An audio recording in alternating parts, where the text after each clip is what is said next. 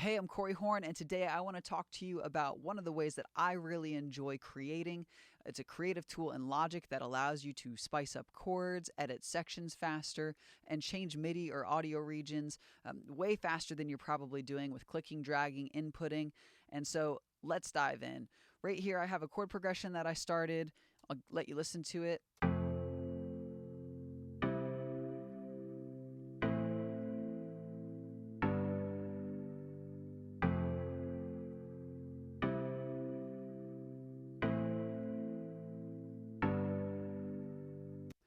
So that's a loop that we have, and it goes through all 16 bars here. But let's say that as everything is joined here, once you have a scissor tool enabled, you can switch between the tools by hitting Command, and you'll have that pop up. And you can chop a section. You have those 4 chords, and you have the progression, and you say, I want to chop it there. So now we have this section. Okay, that's probably what you're doing is you're going through and you're saying, hey, yeah, I want this section, and then let's chop that one, and then let's chop that one. Well, as you're going through, let's say you want to chop more than one place.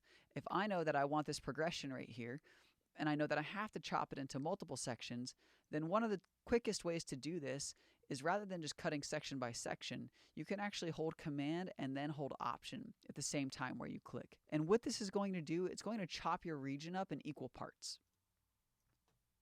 So now I have 4 sections and 4 blocks. That in and of itself, as you're editing, will save you a ton of clicks, a ton of cuts, and it will make everything nice and even as long as you know where you're cutting. One of the ways to use this in being creative is if you want to actually cut up your chords more. So as I'm writing and I have these chords that are in here, let's say I want each one of these individually because I don't feel like having to go through and copy and paste every single time. So let's say I want each one of them broken up.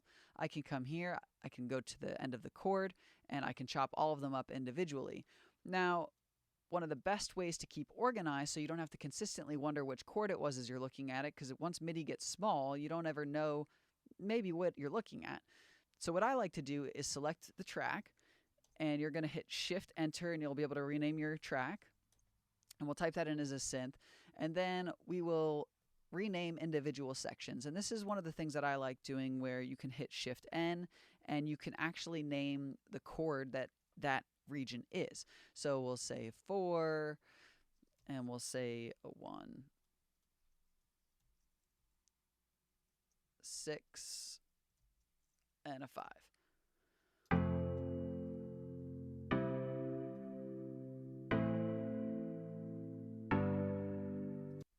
Okay, so let's just say that we have that now.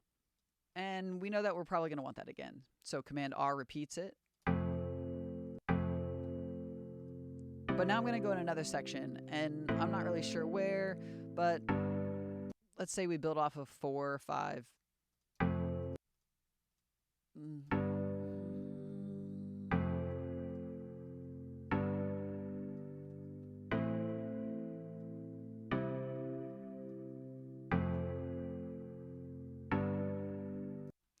And we can resolve to a 1. So we'll take that whole section, and we'll join it. And now, instead of those being there, we can rename it to verse. And then we'll take this section and rename it, join it, rename it pre. And then we could just automatically go back into that verse and call it a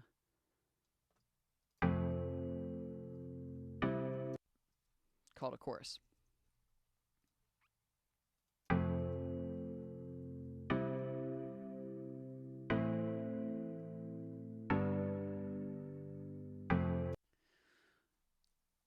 So you can see in some ways how this will be easy to expedite just some creative pieces. You don't have to consistently look at chords. Sometimes I'll keep those chords up there before I commit to them so I know what I'm looking at. As long as your sections are labeled, it's a huge help. It will keep you from having to listen to something or kind of dig back through. But now I want some movement. There's not a lot of spice in it. It's pretty straightforward as you're writing. It's not really moving me. Nope, nothing's propelling me forward. Nothing is helping there. So let's say I want to liven it up a bit.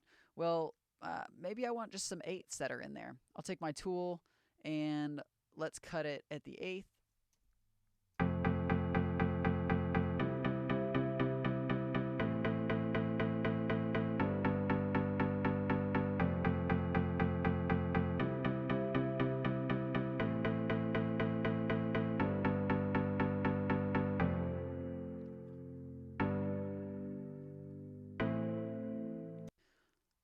So now we have some movement.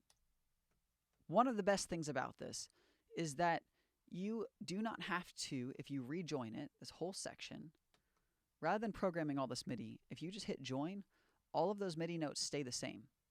They don't actually join back together. So rather than programming all this and hitting repeat a bunch of times and having to double things down, as soon as you cut it, that MIDI is going to stay in there.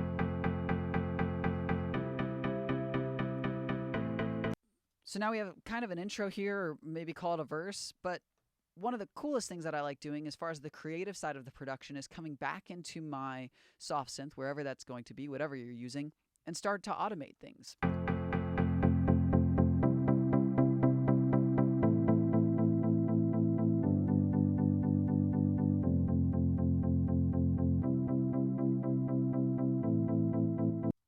We have these sections and we can alternate between sounds and we can automate pretty quickly.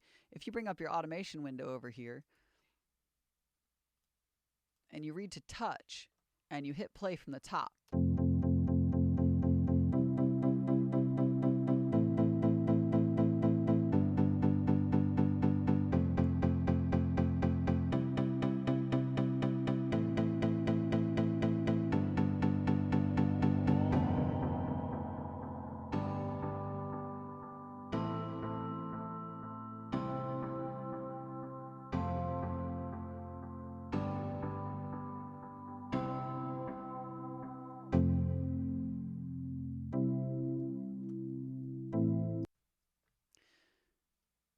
so now you have an interesting section that's moving through. All of that automation already rolled right into it, so you don't have to ever change it again. You can alternate it as you like.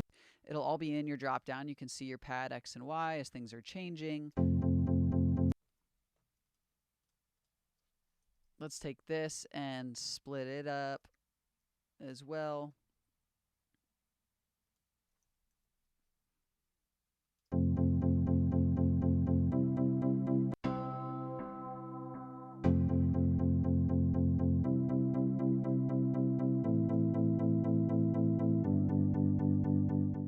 For me, this is a tool that I use regularly. You're always chopping sections. In pop music especially, it's almost always in 4 to 8 to 16 bars and you're flying things around. So it saves me a lot of time on that. Also in the creativity, it can really breathe life and movement into the production underneath things that's happening. You can also do this same technique with the marquee tool if you prefer that in your primary or your secondary. The difference is you have to hold Command, Option, and Shift simultaneously when you click. It'll do the same thing.